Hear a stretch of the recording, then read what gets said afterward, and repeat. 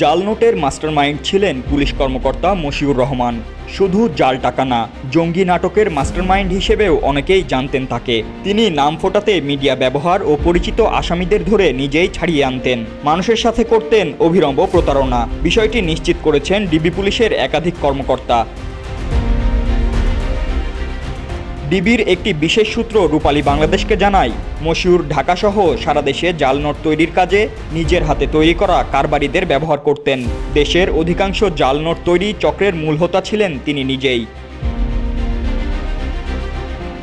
অভিযোগ রয়েছে, মশিউর নিজের নাম ফোটানোর জন্য বহুল আলোচিত মামলার আসামিদের ধরতে না পেরে পরিচিত অপরাধীদের চুক্তিতে গ্রেপ্তার করতেন এবং নিজেই ছাড়িয়ে আনতেন। পোশাকের আড়ালে এসব অসংখ্য অপকর্ম করতেন পুলিশের এই অসাধু কর্মকর্তা।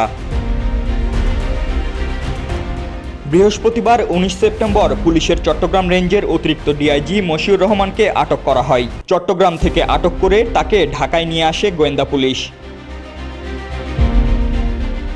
মশিউর রহমান দীর্ঘ সময় ঢাকা মহানগর পুলিশের ডিবিতে কর্মরত ছিলেন।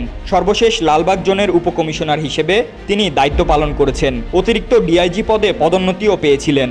ডিবি সূত্র জানায়, ছাত্র আন্দোলন সংশ্লিষ্ট একাধিক মামলায় মশিউরকে গ্রেপ্তার দেখানো হয়েছে।